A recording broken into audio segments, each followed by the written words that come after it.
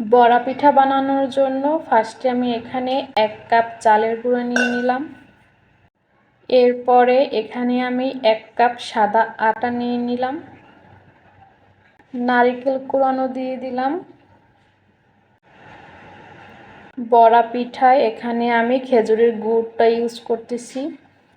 এই গুড়টা খুবই ভালো, ঘ্রাণটা অনেক সুন্দর আসে, মাদল শস্য ভাণ্ডার থেকে নেয়া। এখানে আমি গুড় দিয়ে দিচ্ছি।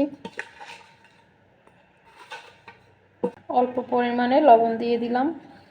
আর এই দিকটায় আমি পানি গরম করে নিয়েছি, একদম হালকা কুসুম গরম পানি। এটা অ্যাড করব।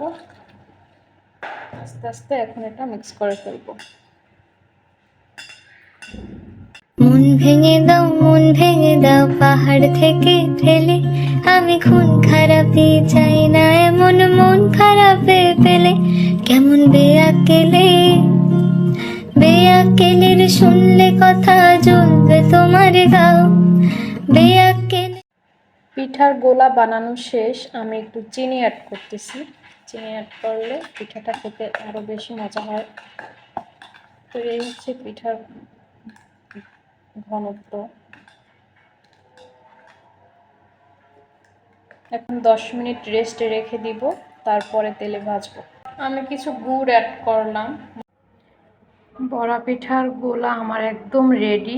তো এটা বেশি পাতলা করা যাবে না, ঘন রাখতে হবে। তো এখন পিঠা ভাজতে চলে যাব।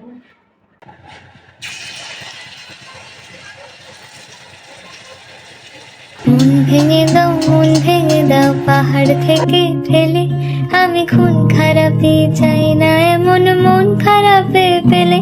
কেমন বেয়াকেলের শুনলে কথা জ্বলবে তোমার গাও।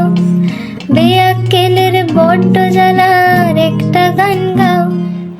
এদিকে একটা ভাজা হয়েছে, একদম নরম হয়েছে পিঠাগুলো।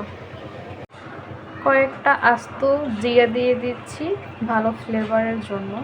আমি বড়া পিঠা বানালে জিরা দেই, ভালো লাগে খেতে। এই যে পিঠা হচ্ছে।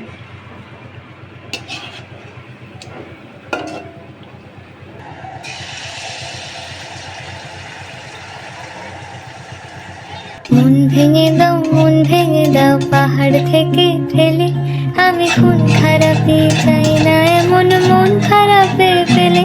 কেমন বেয়াকেলের শুনলে কথা জ্বলবে তোমার গাও।